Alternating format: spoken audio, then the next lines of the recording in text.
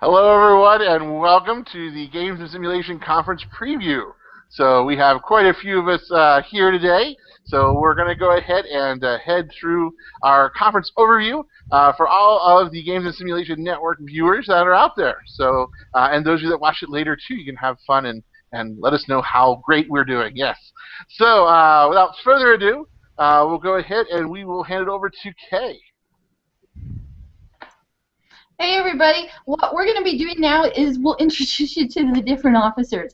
I'm Kay Novak, and I'll be the incoming chair, and so I'll take office on June 25th. So you see, we're getting in here a little early. It's kind of like a little coup. Oh, and by the way, if you expect this live stream to be professional in any way, shape, or form, you'll be sorely disappointed. So this is Web 2.0, amateur hour at its best. So I'm going to introduce you to some of the officers, and then we'll introduce you to some of the other cool people that we have with us. Like I said, my name is Kay Novak, and the reason we have things in, air quotes, is because a lot of us, a lot of your officers are gamers, and they use screen names. And if you meet us at the conference or somewhere else, you're apt to hear us call each other by those names rather than our quote real names. So I just want you to know, I'm Kay Novak, but my screen name usually ends up being K, like the Spanish, like what?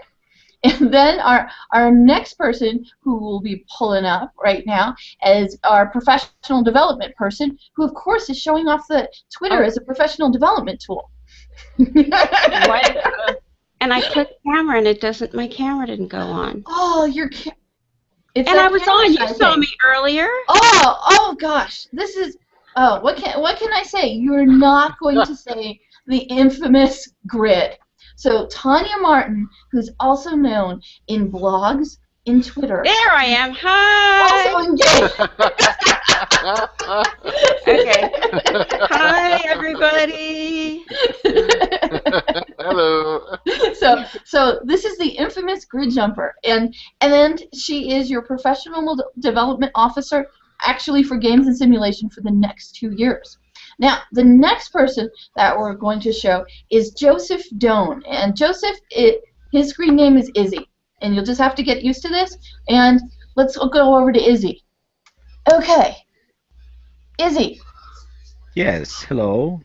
This is Izzy, or AKA Joseph in the real world. And if you're looking at my share screen, I'm actually in-game right now in WoW on one of my characters as preparation for my part in the presentation later on. Okay, so very cool thing. That's some of our officers, and I'd like to introduce you to some of the cool people we have up. And the next person I'm going to introduce you to is Christina Tones.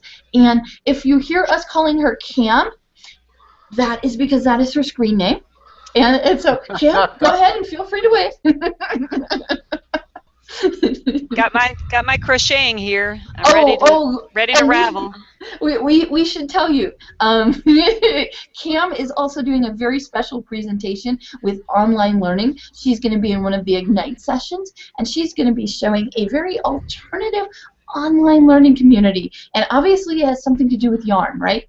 I'm excited. Yeah, and yarn. Okay, and the next person, if we can get him on, but I'm looking at his screen right now, and he's showing you. And it looks like he's showing me, but we are not twins. I will give it one more try. The person which window he's on. Yeah, the person whose screen you're seeing is blue. And that's Vasily Gayentis. And he is working on the playground, and he's also doing the metagame book club with us, and we will get him on in just a little bit. And so, after those wonderful introductions, we'll take you back to our basic slides and some kind of outline. So. In case anyone didn't know, I'm Chris. Hi. Oh, I'm so sorry. Our member at large here is Chris, and if you it's all right. I know my place, so it's okay. Everyone else is much more interesting. Go, please move along. One of his screen names is Cheerwine, and if you are from the South, you know what cheerwine is. And if you're not from the South, when you go to Atlanta, order some cheerwine. Yeah. And I promise you can even do this if your students are there. Okay, so now we're gonna go back to our regular scheduled presentation, and I'm gonna hand it now over to Grid to go over our conference social media. Okay, so the Games and Simulation Network has a Twitter account, and certainly if you're watching and you're interested in games and simulation, you should be following us. So that's our handle. There was an older version, but you know, we kind of started a new one with the whole new branding and everything. It just kind of seemed to work. So this is just a screenshot of it, and if you look at my screen, you can see, you know, that it's just a little bit more current, although we did not tweet today. Oh, look, see, people are very, very excited to be coming to ISTE, and I don't know why they're excited, but we can pretend. Oh, we get to meet a lot of people. This is the first time we'll see a lot of people face to face. Yeah, I think that's going to make Chris a very good point. I think that makes a serious difference, because if you've been in like an online personal learning network and an online community, it's really fun the first time you meet somebody face to face. It's kind of like you got this cognitive like disequilibrium going on where you're going like, this isn't quite right. I know this voice so well, but this face. Wait a minute. Like, let me cover my eyes. Okay, I'll talk. Yeah, and then okay, now I know. Face is, you know, this is supposed to be somebody who has like wings and is riding a horse. What are they doing in front of me? It's that kind of thing. So, so do we have more social media? Great. I gotta go look at the screen that we're going to. Yes, we do. Okay. So of course, there's the Twitter account, and we also have the Flickr account. And again, we're asking folks to, you know, who have Flickr and have pictures that they want to share. And again, there's a few additional pictures that have been added since this screenshot was taken. So already there is activity, and these are screenshots that have something to do with games and simulation, our network, and the work that we do, and what we're advocating for. So those of you who have a Flickr account are welcome to contribute. We are using the hashtag metagame, so when you tweet, and we are asking folks to be tweeting before or after, and of course during the conference, and use the hashtag metagame. So just, you know, put it somewhere like in memory, so you just copy paste every time you tweet. Yeah. So here again is the Twitter account is game, and it was, you know, that's as close as we could do. We kind of took out a few vowels and things to make it work. So you're saying like game on, or let the games begin, and all the other cool gaming phrases were already taken? Yeah, it was hard. They were taken, so we just, you know, kind of stuck with what that's supposed to be is Game Simulation Network. Mm-hmm. The hashtag is metagame, and here, of course, is the Flickr URL for you guys to put stuff up, or everybody to put stuff up and share with the rest of the community. And the next slide. Well, I figured we'd just give them a little bit more time to watch it, so if they need to write it down. Okay. It's Flickr groups. GSN ISTE 14. Okay. You took out the picture. I put up a picture of birds. Oh, never mind. They're missing a bird picture. Okay. They were the little purple birds from World of Warcraft, but that's okay. Oh, okay. But so just imagine that there's little birds there in the corner. But so these are some of the folks who are in the community, and of course we have over 8,000 people in the community, so I would expect that 8,000 people are retweeting and tweeting and advocating for our agenda. But these four in particular have volunteered to tweet, of course, the hashtag metagame, and to tweet specifically to that hashtag and in reference to games and simulations. Okay, and we do want to thank, these are our social media mavens, and we want to thank them for volunteering to tweet for us. So these are some people to look for. Oh, there's the birds. Okay, wait, go back. Go back to the media mavens a moment. Okay. Okay, and you should write these down and follow them because they're good people to follow and they're going to be saying good stuff. So immediately follow them right away. Okay, now you can switch. I'll give everybody a little time to write it down. And yet more tweeters that we have, and here's those little birds. I believe it's a flock. A flock of tweeters. A flock of tweeters. That's what this is the flock. So you see my handle and Kay's and Chris's and we also have a handle for the Metagame Book Club, which I didn't even realize that until right this minute. As soon as I get off, I'm going to follow. and I was going to say, hey, Blue, if you want to go on my, Blue had this wonderful suggestion. Rather than writing this down, there's this technology. And Blue, you want to explain this innovative technology that could be used? Show the awesome power of screenshot, either using snippet or these little scissors down in the corner, or you could even press the keyboard that says print screen. Screen, yes, and then you have it. All right. Granted, that doesn't mean I don't have a pen and pencil / sticky notes on my side ready to go. Exactly. Yeah, with the Mac, I do a lot of screenshots, and then I can't find what I'm looking for. But yeah. So here they are, and you want to follow these people. And you want to follow the people in the previous slide because they're putting out good stuff. Okay. Very cool. All right, next up on Friday and June 27th from 2 to 6 p.m., obviously that'd be Eastern, we'll be doing the Mobile Megashare. And this is pre-conference, right, Chris? Yes, this is part of the pre-conference, yes. Oops. So what will we be doing at this Mobile Megashare? Well, funny you should ask, because we're going to be doing games, gamification, quantification, and more. So we're going to have a lot of people there. Everyone will have little stations, so there'll be little breakout areas. In our area, what we'll be looking at for the Games and Simulation Network, we'll be talking about the NMC Horizon Report. So make sure you read up on that before you come. We definitely will be.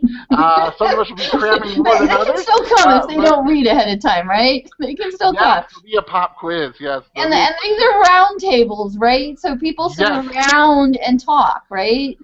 I don't know if they'll actually be round tables, but that's the philosophy. The philosophy is that, yes, it'll be a good time to sit down, share apps, talk about mobile learning, talk about your favorite apps. Also, we also recommend people take a look at When Games Invade Real Life by Jesse Schell. And that's a TED Talk. It is a bit long, so we do recommend that you start at around 17 minutes and 25 seconds into the presentation. But feel free to watch the whole thing if you want to. But that was our recommendation. That's our recommendation, is to sort of skip the initial front loading and jump right in there to put about 17 and a half minutes. So those are things to do with the whole thing. Well, I want you to know I took a screenshot of that. Okay, cool. You did? Oh, congratulations. And there you will have your games, and the things that we're going to go over now are basically the events are where you're going to see Games and Simulations Network officers and development board and advisors and stuff like this. So what we're really putting out isn't what we're saying are the best game-based learning or gamification sessions. These are the ones where you can meet other people representing the network. And the reason why is because we're really doing a reboot this year. We really want to build community. So that's why we're encouraging you to come to these and see readily identifiable people, that you're seeing in screenshots. Yes, and like I said, the Mobile Megashare is a pre-conference thing. So if you arrive to Atlanta early and are bored, you can come join us. But also, if you don't have a lot of fun, you can come join us too. Yeah. What time is this? I only see Friday, June 20th. This is at 2 p.m. It starts at 2 p.m. Mm-hmm. 2 o'clock. Okay. Yeah, and it goes from 2 to 6, and it's on the top of every hour. So you go to one round table, you hang out for 45 minutes, and then the next time you can come to the next one. And even if you go to Hack Education, which I believe is over at about 5, you can still make one round table at the Megashare. Yes. And basically, the roundtables will start on the hour. So. And do we know what room they're in? Yes, we do. It is A411. A411. Yes, and the reason I'm saying that is because there's a lot of games and simulation things that are in A411. It needs to be That's our how room. I know it. Yeah. You either be in the room or be out in front of the foyer of it, so it's kind of fun. All right, next thing up is once the conference gets started on Saturday, we'll be having the Games and Simulations meeting in Building B across from room B313, and that'll be from 11 a.m. to noon. So feel free to drop in and talk to the officers, talk to people, talk to everyone who's there. We're obviously looking for people to help out and volunteer as we continue on doing different things. We have wonderful ideas, like we're trying to get more people to be our talent scouts and to help us out with trend spotting and things like that. And I can jump in there. Okay, there's 2 meetings on Saturday. This is the first day of the conference. The first one is this is a new thing for them, for ISTE. It's the Personal Learning Network Lounge. So 11 a.m. to noon, this will really be us talking about, okay, what are the volunteers opportunities? Where do we want to go next year? Do you want to be a talent scout?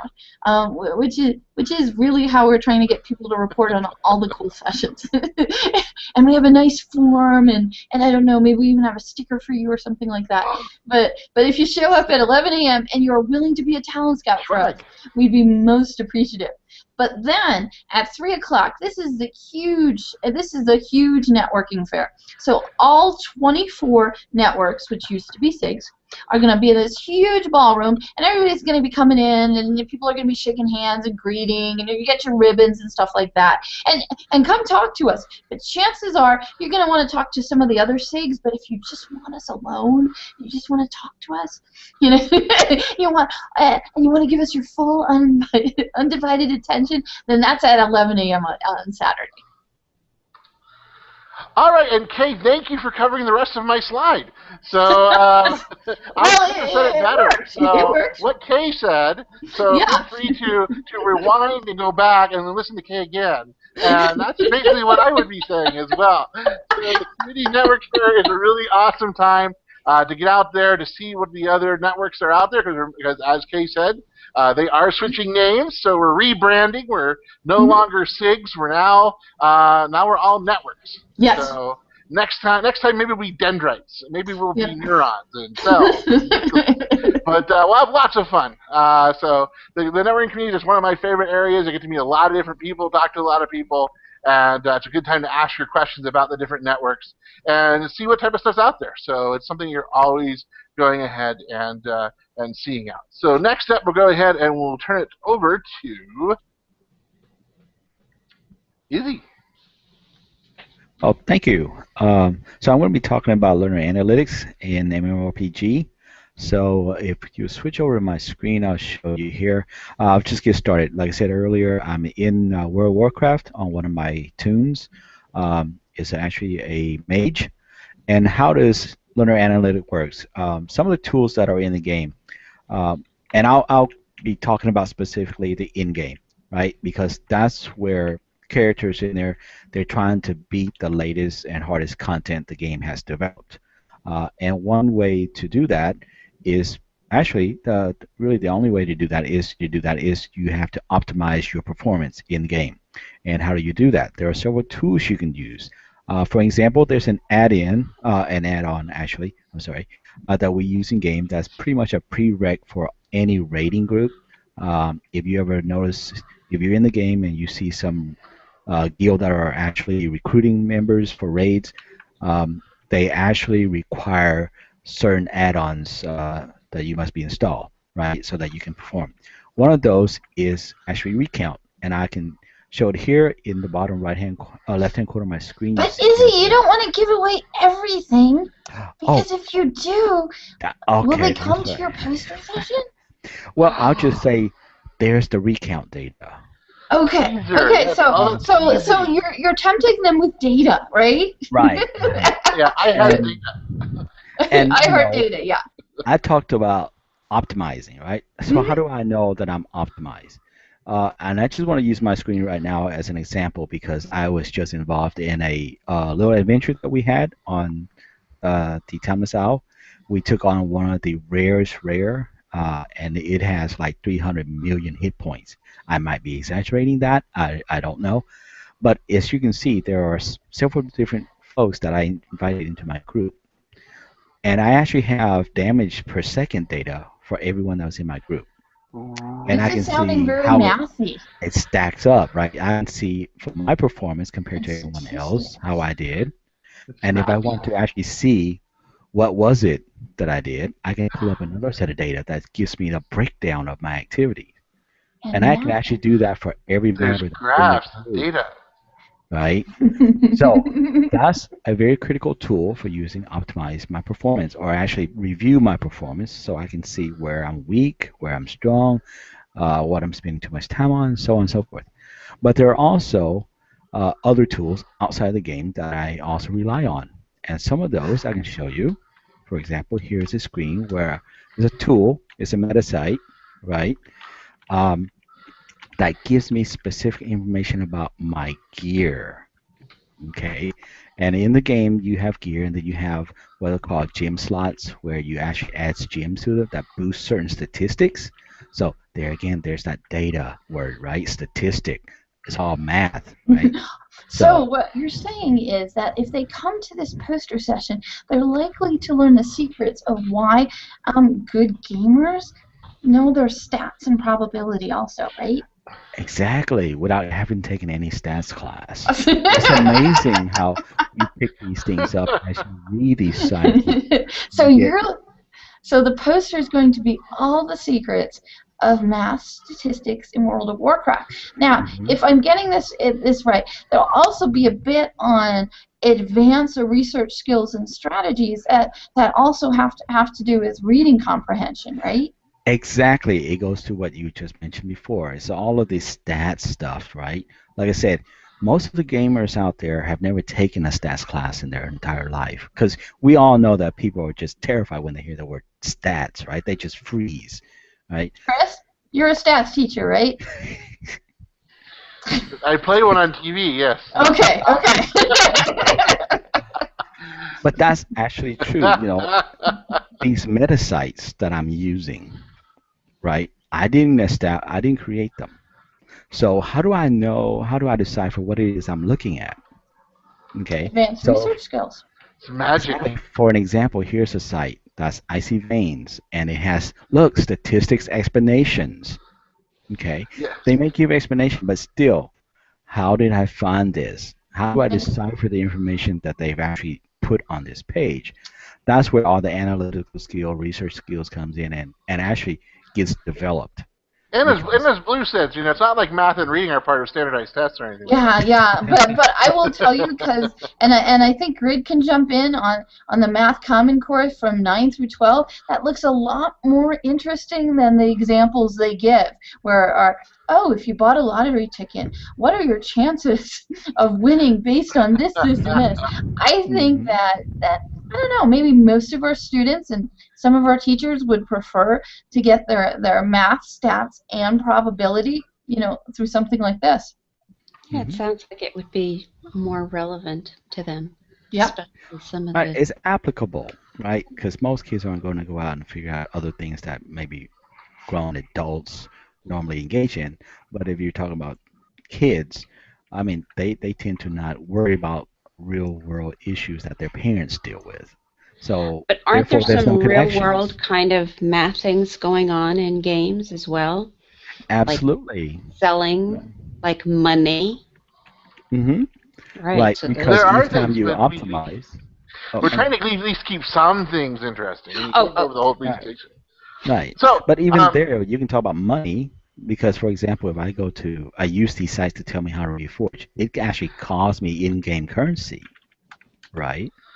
And is it going to be worth it for me to do that? So yes, the players in here, the kids that may be playing here, they're concerned about those things. So yes, there are real-world applications, but it's just an environment that are more, you know, seductive to them, if you can say that, right? And there's a lot How of about scaffolding engaging? that's happening. How about engaging? Engage. Yes, very engaged. Yes.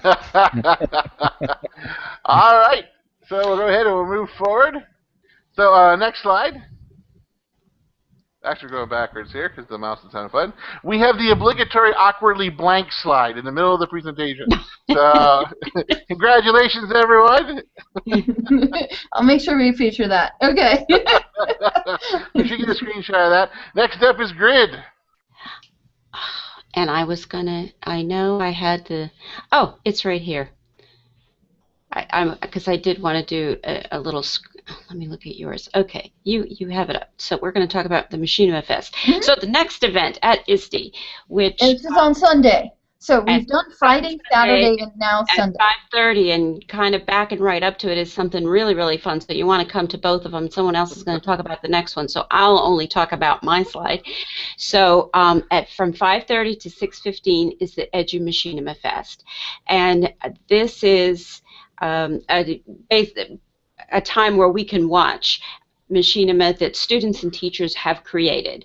Those of you who maybe are new to the whole concept, they're created in games. Originally, machinima were created in games. It was a way to capture those exciting moments and then and share out what people had learned about successful things or how to succeed by not succeeding, kind of thing, you know, learning from failure and all that in creating their games. So that has gone to another level where people are actually using games and virtual environments to create stories that have absolutely nothing to do with the game. So we have entries from both the teachers and students, and I think I can share my screen. Here's a little bit about, see, it's not sharing now. Why does it do that? Okay, here it is. It missed that day of kindergarten. Yeah. Okay, so here's the information on the Machinima Fest, and there are a variety of categories, and some of them are very short. So, you know, the whole thing is only 45 minutes long. So in that 45 minutes, you will be seeing student entries, and students as young as 6 years old will have entries, and then, of course, all the way to high school students who will have entries of the machinima that they've made. Some are 6 seconds, 60 seconds. Some of them are about curriculum areas that they've studied. Some are stories that they're telling. They're funny, they're dramatic, they're all different kinds of stories, and these are sort of the categories on the page that I'm showing you here on the fest. Mm-hmm. And there will be some voting from the public, and that's how we will determine who the winners are. So it's just kind of when are we going to vote? There or? I said yes. There will be votes. Yes, there will be votes, and we will. And it's just a lot of fun to watch that. So it's 45 minutes of a great time just to watch what kids and teachers have come up with, and some real creative juices rolling. And then following that, there's going to be a really fun event. So you want to come to both of them, and they're in the same room, A411. See? Yes. You said the room number would. A411. All right, next up, just after the EduMachinima Fest, we're going to have a LAN party. We're going to party like it's like 90. Actually, what we're going to do is we're going to have some fun. We're going to go ahead and see if we can do some runs on some games. So one of the things a group of us are trying to get together is possibly broadcasting an Ordos run, a guild Ordos run for a guild that some of us belong to. And we'll go ahead and see if we can do a world boss on the internet and see what happens. So it should be a lot of fun, and then come enjoy the lag as well. So it should be, like I said, we're going to have a lot of fun there. LAN party social. We'll be there from 6:30 to 7:30. It'll be in room A411. So people should bring their laptops? They should bring their laptops. They might even want to bring their own hotspot. I'm excited. I'm taking a screenshot. And a LAN party, you can look up in Wikipedia, but basically what a LAN party is, and we're not doing a real one. We're doing a semblance of one. We're going to try and get everybody for an hour there after the Machinima Fest just to play a little bit of a game or go into Second Life or just lurk or just talk. Not everybody's going to have their laptop, so people can do what they want. Okay. And now what we have is, we have Trish Cloud with us, and if she can get on mic, that would be great. If not, I am prepared to talk over her area. If she can get on mic, I'll be quiet about it. I've been trained to mute myself. Okay. But I'm in a quiet place. Okay, so the person you're talking is Trish Cloud, who will be doing Minecraft PE at the Mobile Makerspace. And that is at Monday, and it's across from B1312 from 9:30 to 11. So, Trish, what have you been preparing for Minecraft PE for the mobile playground? Well, for the mobile playground, I'm going to be talking about all the different ways that Minecraft can be used in the classroom setting, the Pocket Edition, and comparing and contrasting Minecraft Pocket Edition with Minecraft EDU or the desktop version, whichever you prefer. And I have a wonderful example that was made by 3 of the 5th grade girls at my school that is a build that they did that is our school, and I have it on I have some iPads with me, and you'll be able to get on one of the iPads and you can see how the iPads, up to 5 of them, can link together, and you will be able to take a tour of our school and see what they did, and we'll also give you an opportunity to play the game yourself if you don't own it and see if it's something you would like to pursue. And we're really happy to have Trish here. And you're from Grand Oak Elementary from North Carolina, right? Yeah, that's correct. And what is cheerwine? Cheerwine is something that was, aside from a certain character I know, it is a soft drink that was invented about 30 minutes north of me in a town called Salisbury, North Carolina. Oh my God! Food history, cool. And it is still is a locally owned and operated place that North Carolina is one of the very few, if not the only, states that you can get this soft drink in, and it's a cherry cola kind of soft drink, and I will have some with me. Okay, I told people they could get some in Georgia, and now you're making me realize we're at the Coca-Cola center or something like that. We'll have to smuggle cheerwine in. Yes, because smuggle the cheerwine.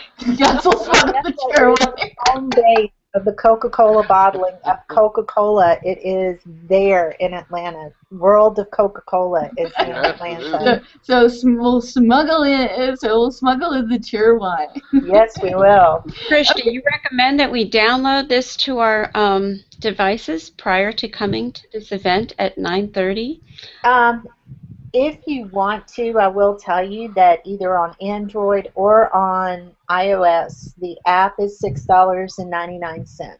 The choice as to whether you want to go ahead and load it is up to you, but I will have it on 5 of the iPads that I am bringing so that you can check it out before you buy it, but if you'd like to go ahead and buy it, it wouldn't hurt. It's a fun game to have. and the thing I'll have to say, you'll also be doing like a 30-minute presentation, and Trish is one of the people who are involved in. You see Chris's hand here. Yes. in our program development for next year. So we'll be talking about a lot of fun things there. Now the next section that we're going to is the games and simulation people are going to be hanging out on Monday afternoon in the virtual environments network playground. And it's actually Blue who's the coordinator of that playground. But these next couple slides where we're talking about our stuff, I think everybody's going to be jumping on mic to talk about them. The suspense is building. Don't all jump at once. Okay. So Blue, is this the correct time? Oh God, let me check my document. No, it's the correct time. You checked, okay? Yes, that is the correct time. That is the correct time. Okay. So it kind of looks to me like the Games and Simulation Network is just playing around all over the place. We're playing with the mobile guys. We're playing with the virtual environment guys. We're all over. They're omnipresent. Well, yeah, and Cam's doing a session with an Ignite session with the online learning people. So, ooh, yeah. So we are just So you'll see games is everywhere. Yeah, savoir faire. No. Oh man. And like I said, network is everywhere. Yeah. Okay. So let's find out a little bit more about what we're doing at this playground. And it'll be in Building B, Level 2, near Room B206. Oh, Level 2? Oh, Right, we're in A411 for everything else. You know, it gets disappointing. I can imagine the elevator rides for us. Yeah, move the whole operation. Building and our down levels. So, Chris, can you advance the slide, please? Yeah, I think so. No, I'm watching us do this, and I'm going, wow. This is probably the worst advertisement for people coming to... Are you kidding me? This looks like so much fun. I can't. But you come anyway. They'll obviously be cheer one. Okay. We can guarantee that. Yeah, but no, we have lots of prizes and winning drawings done. That will be fun. And this is not all the stations. These are just the stations that are being staffed by the games and simulation people. I know. Yeah, you're missing 4 of those stations. Well, if this was the Virtual Environments Network broadcast, we would have them all. This is us getting. We want our people focused and coming to meet us. And Chris, do the beckoning hand thing.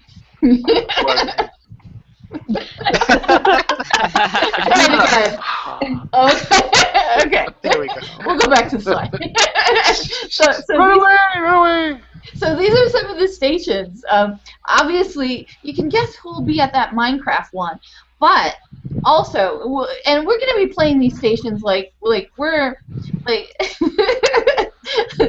like we're a baseball team. We'll be subbing people in and out, jumping them in, and stuff like that. Okay, doing all the hand signs out there. Yeah, I'll do the hand signs. There's no question. We'll just be like, am I bunting or am I taking a pitch? I can't. Yeah. So obviously our people will be jumping at Minecraft, and then Trish, we also happen to have you at this confusing station called Coding in Haikitsu. Could you explain? Yes, because one of the things I did at my school this year is I started a coding club, and part of the coding club is was seeking to find things that would draw K through 5 kids into coding without overwhelming them with a bunch of technical jargon, and just making it fun so they kind of learn it by osmosis. And one of the best tools I found for doing that was Hackatsu, which is another iOS app that was created by some really friendly guys in Great Britain. And it teaches JavaScript by, you start with directional arrows and then you progress as you improve in the game. You start exchanging the JavaScript arrows for actual JavaScript. So I will be talking some about the coding apps and web applications that I used in my coding club. And Grid, why might we call you over to play on the coding and Haikitsu table? Well, I guess it's because the district that I work in, the 6th largest accredited school district in the United States. Oh, it's accredited now. Cool. Yes, it is. We have gone into a partnership with Code.org. Cool. We're really pushing the coding thing, primarily middle school and high school, but we're now starting to do more with elementary school. So we are using the Code.org. Actually, Code.org uses the curriculum from ECS, the Exploring Computer Science from the GUTS program and the Bootstrap World program. And it's all teaching coding, but teaching science and math through coding. problem solving and all of that. So if anyone's interested in how we did it as a district and how we're promoting this district-wide, I can kind of speak to that. And then Chris, why might you show up at this coding table?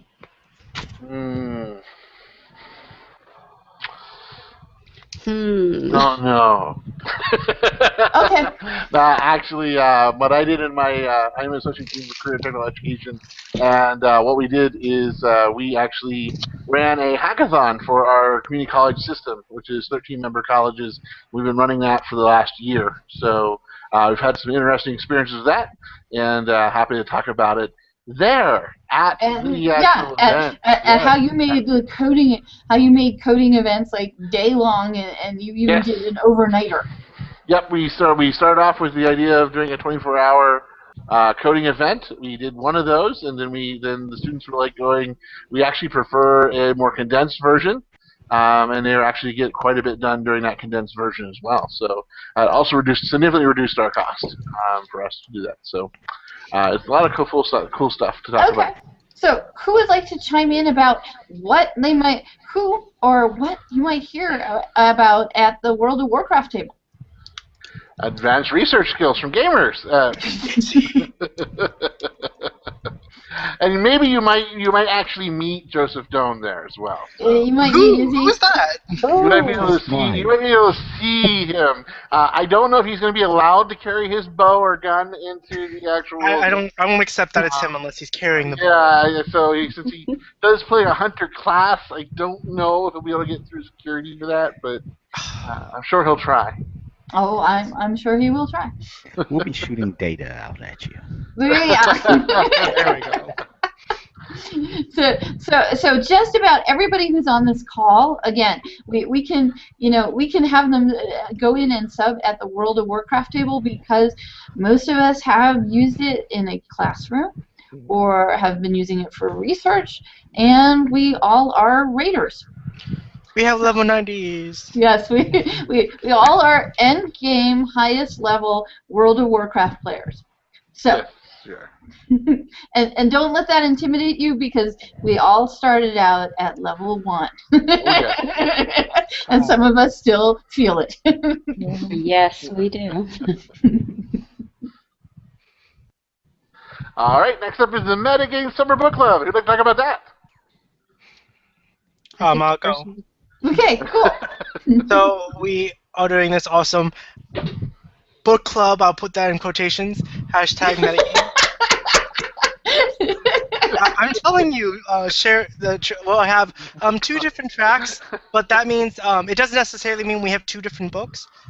Track 1 is going to be on game studies. That's going to be spearheaded by Sherry Jones. She is a game studies educational person. She's awesome. There she is. There's her picture. There she is. Oh, that's her avatar. And you'll be going off of reading off of different papers. Usually from we have the famous Franz Mira with Jane McGonigal and everyone's favorite Paul James G. Pronouncing his name wrong awfully, and I'm probably going to get spearheaded myself. Just like But it's and like I said, these tracks are going to be running parallel with each other. So track 1, the game studies, is going to be very educationally inclined. It's more for the. I mean, even though it's open to everyone, I mean, I can't guarantee everybody will like that sort of thing. So that's what we have. Academic, right? Yes, academic is a great word for it. Yes, it is. Lots of different PDFs, watching different videos, TED Talks, and we'll be doing discussions, whether we're doing Google Hangouts or tweet chats. Also for track 2, we are, and it still needs more paper, but we're reading the book called For the Win by Cory Doctorow, and it's this really cool science fiction contemporary novel that's based on these three, I guess, young adults that are in massive multi-playing online environments that have these virtual economies that affect the real world because 2 of the characters are called gold farmers, where it's in countries in the East or in third world countries, they're using children and of the sort to gold farm within these worlds and sell them off to people in America or North Americas and Europe. And it's And it's touching on a lot of different things. So, I mean, we're going to be talking about... Where do I have it? Yeah. We're talking about virtual economies. We're going to be talking about... Oh my god. Player status, esports, human ethics. Lots of great stuff. Whether it's we're talking about the book itself, we'll be pairing it with fun little short videos. And like I said, we'll be doing hangout discussions and tweet chats as well. Yeah, and the thing of it is, I'm going to pull up Izzy's screen, and you can see how he's in, and you can see how he is currently in game. For the book that we'll be reading for the win, some of the game things that you might not be familiar with, we will do a hangout so that you can go ahead and you can see what is being written about in the book, so that you can also have a visual for it. We'll be touring 3 of the mirrored virtual worlds, because each of the three main characters each have like a different MMO that they go to. One of it is World of Warcraft, totally related. The other one, mirrored world, is Rift or Elder Scrolls Online. And because of the way they have that set up with their dungeons. And then the third one is kind of like Mech Warrior Online, because it's like a mech battle squadron simulation game. So it's lots of different things to look at, because MMOs aren't just fantasy fiction, with World of Warcraft being the postal. But there are lots of different kinds, and this brings it into that. So it's not just being a geek, like, oh, you just like fantasies with elves and orcs. But no, there's a science fiction kind. You got space. You have space. You got amazing, awesome stuff all over the world. Orc geek versus the spaceship and laser geek. Now, Cam, you called our book club. You actually called it Book Club Plus, right? And Cam is a resident librarian or media specialist, so I'd have to have her weigh in on it. Yes, I think the Book Club Plus really speaks to what Blue was saying about including video and other forms of media, not just text. So it's going to be everything. So we're going to have a table, and we'll be talking about that. And you should know, we're still in the development stage of that. We have most of it fleshed out, but this is also a chance for those of us who are organizing it to actually meet face to face. So we're going to be doing more. And how does somebody get into this book club, book study? You you sign up for it. Okay, so there's a form. Yes, there is a form, and also the form will be available. The form, we'll make sure that the next couple of days we're tweeting it out with the hashtag metagame, and it's also kind of why we have the hashtag metagame, so that we could so we can be doing this book club with the Virtual Environments Network, and so that we can also be promoting it at ISTE as something to do post conference. We all have cool pamphlets and half sheets with QR codes for you, just in case if you want to visit us again at the playground. Yep, we'll be there.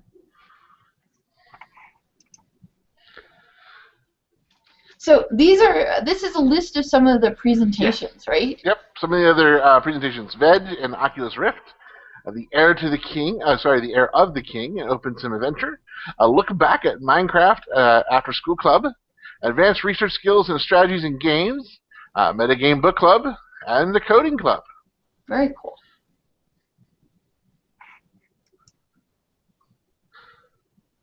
And then something else that we'll be doing right after the playground, if you haven't read it already, Google VEJ, but look for the one that actually says Virtual Education Journal, and Robert and Rosie Wojcik from the Virtual Environments Network, they put this out 4 times a year, so seasonally.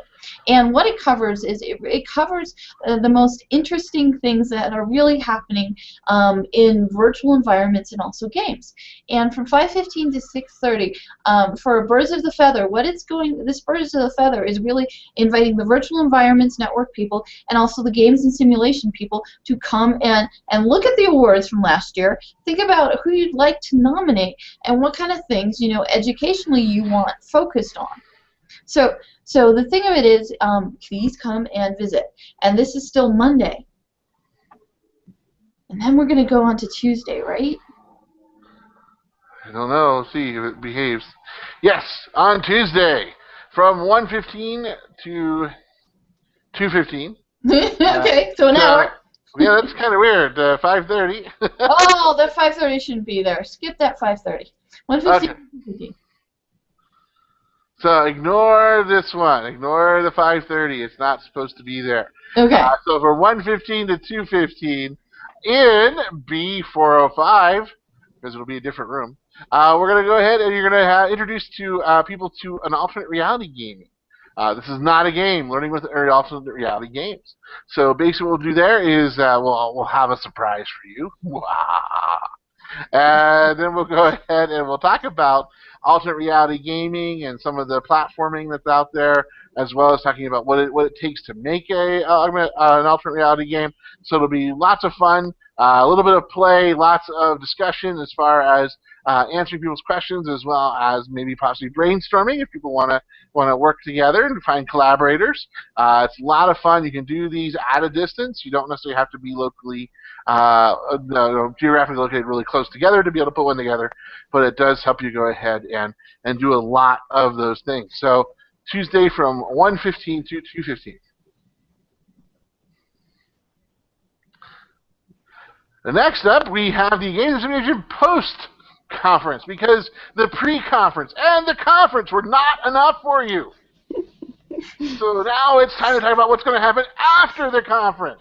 He's only like this when you give him a mic, otherwise he's very quiet. Yes, otherwise I'm just so happy. Okay, so show us what's going to happen. Quick recap.